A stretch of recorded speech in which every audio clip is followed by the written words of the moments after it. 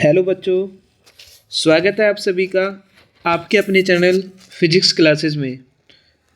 बच्चों, आज हम फिर से उपस्थित हैं आपके सम्मुख एक नया टॉपिक 6 नंबर में जो मोस्ट इम्पोर्टेंट होता है, दृष्टि दोष।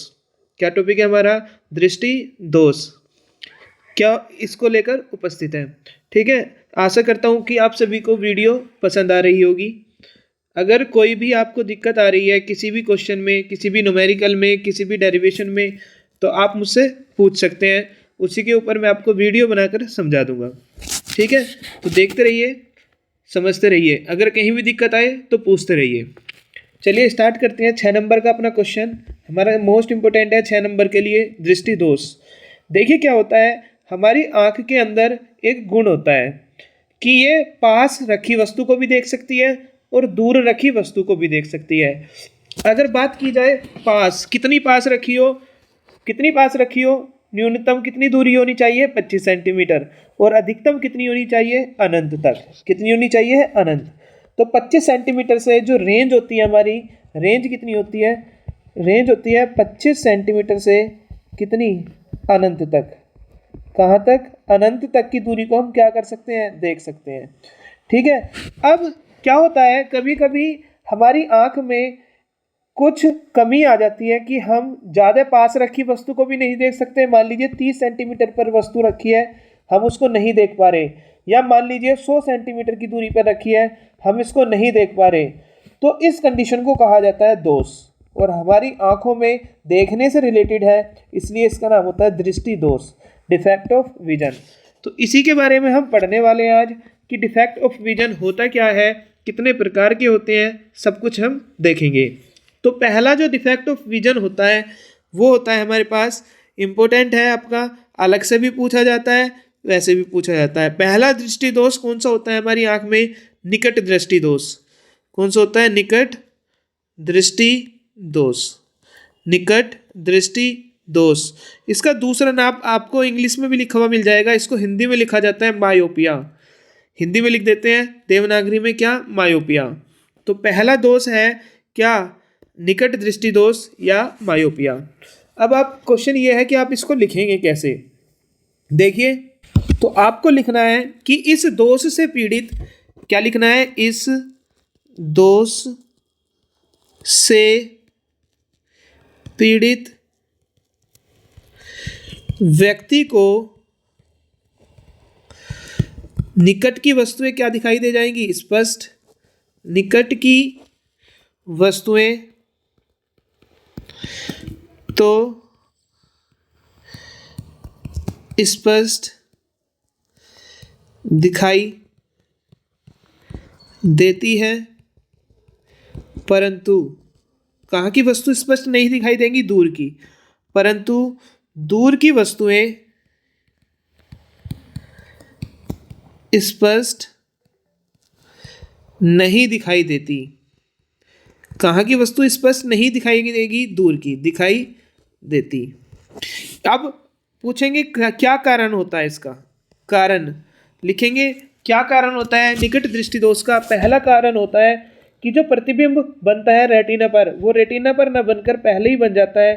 तो पहला कारण होता है कि फोकस दूरी क्या हो जाती है? कम। क्या हो जाती है? फोकस दूरी कम हो जाना। ये आपको याद रखना है, अभी समझाऊंगा कैसे। फोकस दूरी का कम हो जाना। और दूसरा कारण क्या होता है इसका? दूसरा कारण होता है जो नेत्र है, नेत्र का जो गोला है, नेत्र का गोलक भी बोलते हैं उसको। क्या बोलते हैं? नेत्र का गोलक। गोलक का व्यास क्या हो जाता है? बढ़ जाता है। क्या? व्यास बढ़ जाए। तब दो केस में होता है ये। कैसे निवारण करते हैं? देखिए, समझिए पहले क्या है। ये हमारी आँख है, ठीक है। आँख के अंदर पाया जाता है उत्तल लेंस। कौन सा लेंस? उत्तल। निकट दृष्टि दोष है, निकट का तो दिखेगा साफ, लेकिन दूर का नहीं दिखाएगा देगा। दूर कहाँ से आ रही होगी वस्तु? अनंत से। और अनंत से जो वस्तु आती है उसको हम क्या लेते हैं? अनंत से जो वस्तु आती है उसको मानकर चलते हैं कि वो जो वस्तु आ रही है, वो वस्तु आ रही है कैसी? समांतर। कैसी किरणें आ रही है उस वस्तु से? समांतर। इस तरह से समांतर किरणें आ रही है। और ये कहाँ पर? ये जो स्वस्थ आँख की बात करें हम, तो स्वस्थ में कहाँ पर प्रतिबिंब बनाएगा? आई कहाँ बनता है? रेटिना पर। ये किसकी कंडीशन है? स्वस्थ आँख की। किसकी है? स्वस्थ आँख। तो ये स्वस्थ आँख के लिए है।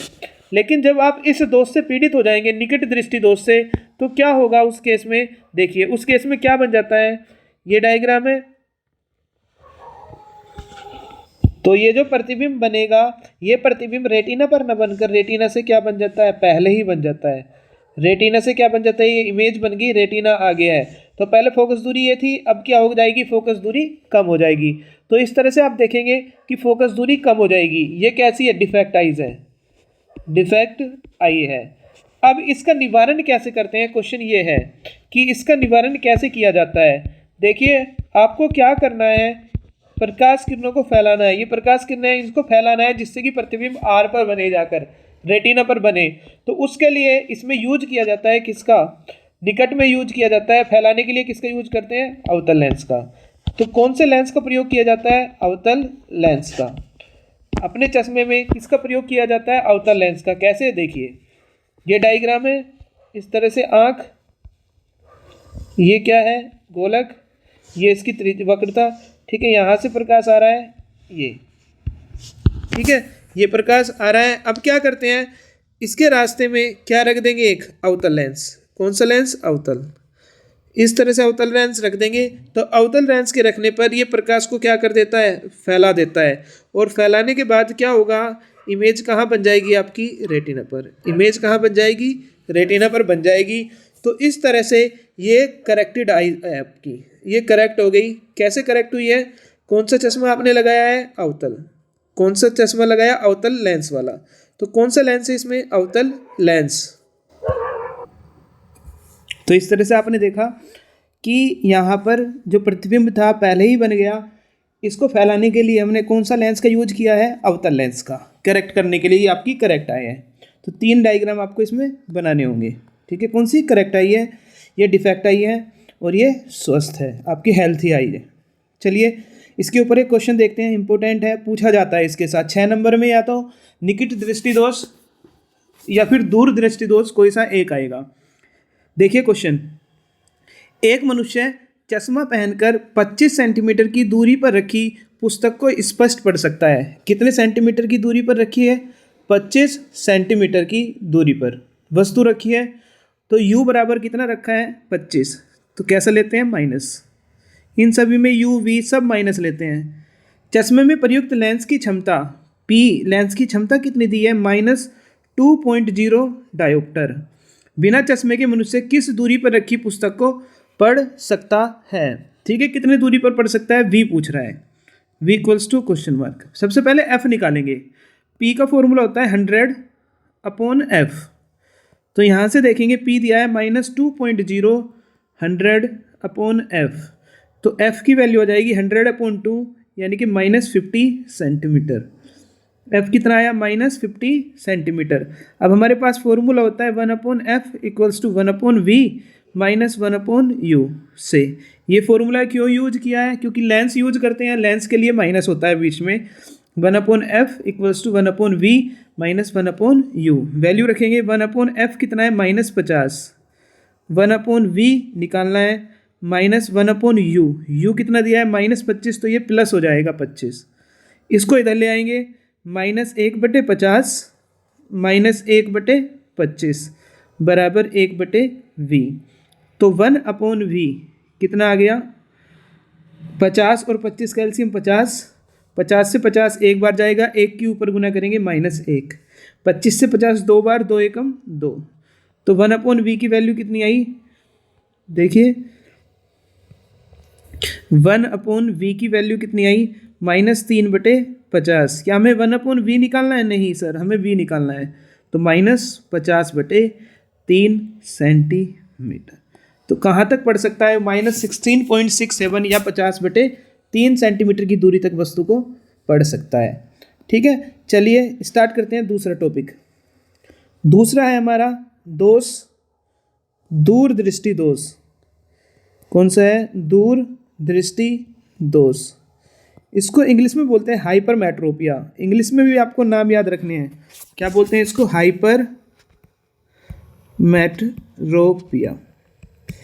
तो ये एक ऐसा दोष होगा, इसमें क्या लिखेंगे आप कि इस दोष से पीड़ित व्यक्ति को जो दूर है, दूर की वस्तुएं कैसी दिखाई देगी? स्पष्ट। और नज़दीक की वस्तुएं स्पष्ट दिखाई देगी? नहीं देगी। नज़दीक की स्पष्ट नहीं दिखाई देगी। अब इस दोष का कारण क्या होता है? कारण देखिए, उसका कारण देखिए क्या पढ़ा था आपने, ऊपर चलिए देखिए इसका कारण क्या पढ़ा था आपने। इसका कारण था फोकस दूरी कम हो जाना। इसका कारण क्या होगा? फोकस दूरी का बढ़ जाना। क्या होगा? पहला कारण होगा फोकस दूरी का बढ़ जाना। फोकस दूरी का बढ़ जाना, इसमें प्रतिबिंब रेटिना के पीछे बनता है, बढ़ जाना। और दूसरा क्या होगा? नेत्र गोलक के व्यास का उसमें बढ़ जाता था, इसमें क्या हो जाएगा? घट जाएगा। व्यास का घट जाना, व्यास का घट जाना। एक याद रहेगा तो बाकी आप दूसरा भी लिख सकते हैं। ठीक है, कैसे होता है देखिए, स्वस्थ आंख का तो डायग्राम यही बनाना है, इसमें भी सेम जो यहाँ पर आपने बनाया ये स्वस्थ आंख का है। अगर आप इसके लिए बनाना चाहते हैं तो देखिए दूरदृष्टि दोष है। याद करने की ट्रिक बताता हूँ कैसे होती है। कौन सा दृष्टि दोष है? दूर। तो दूर में पास की वस्तु नहीं दिखाई देगी, पास रखी होगी 25 सेंटीमीटर पर, और पास से प्रतिबिंब, पास से प्रकाश की किरणें इस तरह से बिंदु से आएगी। और अगर आंख स्वस्थ होगी तो प्रतिबिंब कहाँ बनेगा? रेटिना पर। कहाँ पर बनेगी इमेज? रेटिना पर। ये एक स्वस्थ आंख है, हेल्थी आई। कैसी आई है? हेल्थी। ये एक हेल्थी आई है। अब क्या होता है कि यहाँ पर जो प्रतिबिंब है वो रेटिना पर ना बनकर कहाँ बनता है? रेटिना के पीछे जाकर बनता है। रेटिना के कहाँ बनता है? पीछे जाकर बनता है। इमेज किसके पीछे बनती है? रेटिना के। ऑब्जेक्ट था, यहाँ से पीछे बनती है इमेज, रेटिना यहाँ पर है। तो फिर हम क्या करेंगे? हम अब की बार हमें प्रकाश को सिकोड़ना है। क्या करना है? सिकोड़ना है। तो सिकोड़ने के लिए क्या यूज किया जाता है? उत्तल लेंस। कौन सा लेंस की यूज किया जाता है? उत्तल। तो इस तरह से हम बनाएंगे आँख। ये क्या है? उत्तल लेंस। तो कौन सा लेंस यूज करेंगे इसके बीच में? उत्तल। कौन सा लेंस यूज करेंगे? उत्तल। उत्तल लेंस क्या करेगा? उत्तल लेंस प्रकाश को सिकोड़ देगा और प्रतिबिंब को कहाँ बना देगा? पहले बना देगा। ठीक है, प्रतिबिंब को कहाँ बना देगा? पहले। इस तरह से प्रतिबिंब कहाँ बन जाएगा? इमेज जो रेटिना पर बन जाएगी। तो इसका निवारण क्या होता है? निवारण क्या होता है इसका? निवारण कौन सा लेंस लगाकर निवारण करते हैं? तो सर इसका निवारण जो करेक्ट करते हैं वो उत्तल लेंस लगाकर करते हैं। कौन सा लेंस? उत्तल लेंस। तो एक बार समरी देख लेते हैं क्या क्या हमने पढ़ा है। देखिए दोबारा, हमने दो तरह के दोष पढ़े हैं। एक दूरदृष्टि दोष। कौन सा है? दूर दृष्टि दोष। और एक पढ़ा है निकट दृष्टि दोष। निकट दृष्टि दोष में निकट की वस्तुएं स्पष्ट दिखाई क्या होगा? बताइए। निकट दृष्टि दोष में निकट की वस्तुएं क्या होगी? स्पष्ट दिखाई देगी, लेकिन दूर की वस्तुएं स्पष्ट नहीं दिखाई देगी। ठीक है, इस वाले में बताइए क्या होगा? इसमें दूर की वस्तुएं तो स्पष्ट दिखाई देगी, लेकिन निकट की वस्तुएं स्पष्ट नहीं दिखाई देगी। इसका कारण क्या होता है? जो फोकस दूरी है वो फोकस दूरी क्या हो जाती है? कम। फोकस दूरी क्या हो जाती है? कम। इसका कारण क्या होगा? फोकस दूरी क्या हो जाती है? ज़्यादा, बढ़ जाती है। फोकस दूरी क्या हो जाती है? बढ़ जाती है। इसका निवारण कौन सा लेंस लगाकर करते हैं? अवतल। और इसका निवारण उत्तल लेंस लगाकर।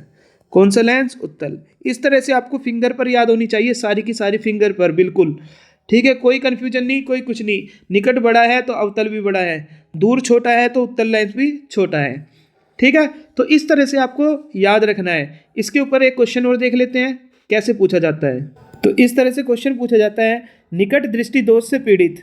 कौन से दोष से पीड़ित है? निकट दृष्टि दोष से पीड़ित। निकट से दोष से पीड़ित है तो इसका मतलब उसे दूर की नहीं दिखाई देगी, और दूर वस्तु कितनी रखी होगी? अनंत पर। तो u बराबर कितना लेंगे? माइनस अनंत। इस तरह से आपको ट्रिक याद रखनी है। दोबारा समझिए, निकट दृष्टि दोष है तो कहाँ की वस्तु नहीं दिखाई देगी? दूर की। दूर कहाँ पर रखी होगी? अनंत पर। अधिक से अधिक 100 मीटर की दूरी तक ही देख सकता है।